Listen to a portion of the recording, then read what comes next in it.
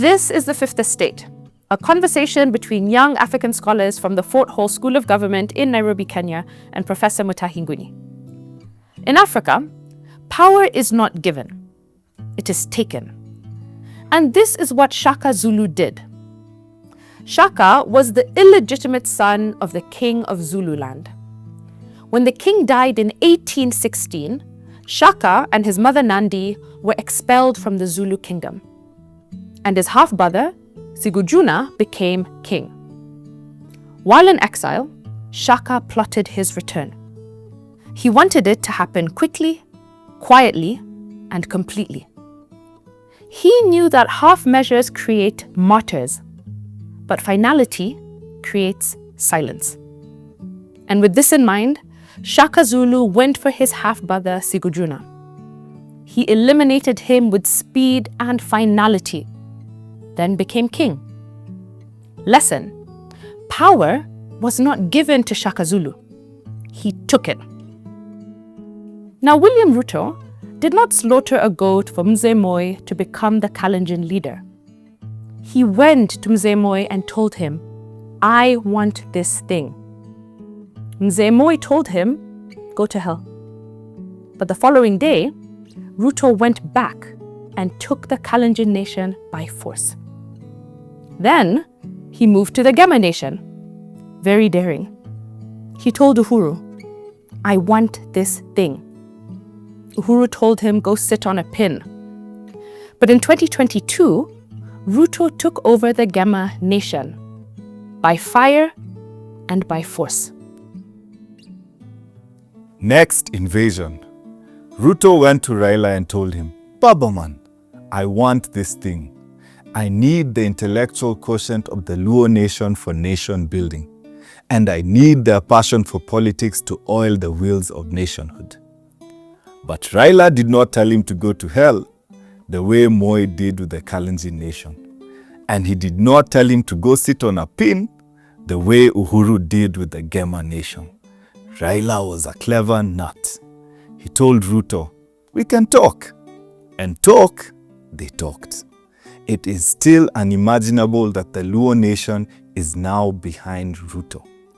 But if Ruto could crack the GEMA code and take away the Kikuyus from a sitting president, then impossible is nothing. Come 2027, he will have the Luo Nation. Next, Ruto went to Kalonzo Stephen and told him, "Man Stevo, I need this thing, bro." But like Moi and Uhuru, Kalonzo told Ruto to go to hell and sit on a pin and come back on foot. But Ruto knows that the Kamba Nation is a romantic nation, and he is romancing it with suggestive gestures in the thick of the night.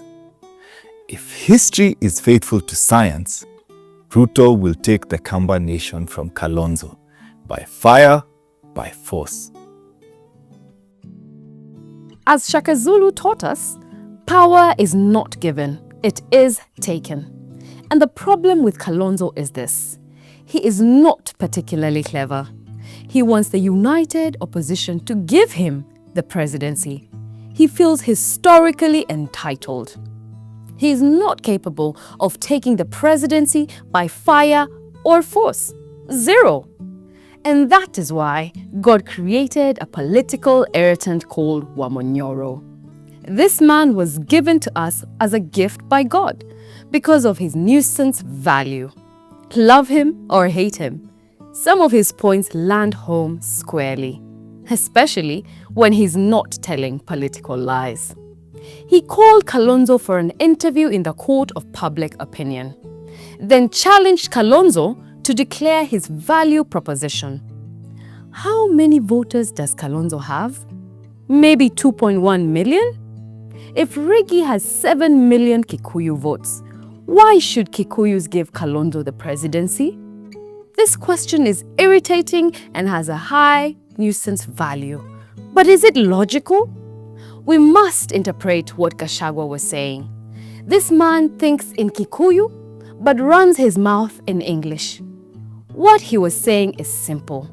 The GEMA Nation will go with the winning side. And Kalonzo is not on that list. But here is the question. Who is on the winning side? Is it Ruto? And is sneaky Riggy G working with him? Wonders never cease. In politics, there are no permanent enemies, just permanent interests. Political alliances are not sacramental bonds. They are just instruments that serve interests. All alliances are created to build an advantage, not to nurse affection. And if a Ruto presidency serves Riggy G's interests, Gachagua will destroy Kalonzo for Ruto. It is that simple. He will also betray all the Kikuyu simpletons following him blindly in DCP. And this is not betrayal. It is politics. There are no sacramental bonds in politics. Our point? Riggy G is an irritant who peddles nuisance value. 2 weeks ago, Riggy G attacked the Somali Nation, and they caught feelings and responded. What the Somali Nation did not realize is that Gachagua was executing a scheme. Let me explain. Riggy G is currently in the political wilderness, eating bitter roots and honey. His support base in Mount Kenya is doubting him and abandoning him. He had to disturb a beehive, and the Somali Nation was the beehive that is a problem to Kikuyu traders. Clever Riggy G threw a stone at the Somali beehive, and he abused them for no good earthly reason. They fell for it. But at the core, Kikuyus know that the nation that will create Ruto in 2027 is the Somali Nation. They had to be abused for good measure. Back to what Shaka Zulu taught us. Power is not given, it is taken. The record must reflect that Gachagua did not give the Kikuyus to Ruto. Ruto took the Kikuyus from Uhuru. Fact. Riggy should stop his lies. What about the Somali Nation? Will they be taken by fire by force? This nation is the pretty girl who was shown Madharau by previous regimes. She was treated as an interstellar alien from space. Unlike Kikuyus and Kalenjins, Ruto does not have to take the Somali Nation by fire by force. He has honored them and shown them respect. Because of this, the Somali girl will naturally follow him. And he can marry 4 of them, 4 political virgins. This is good for the 2027 numbers. That is how the Somali Nation will make Ruto in 2027. What about the Mulembe Nation? How will Ruto bring them in? The Luyas were created as a nation in 1948 by the colonizers. They have no unified identity. But the good thing is, if you buy 1 Luya, you are guaranteed to get 1 Luya for free. Fact. This is how the Mulembe Nation will be acquired.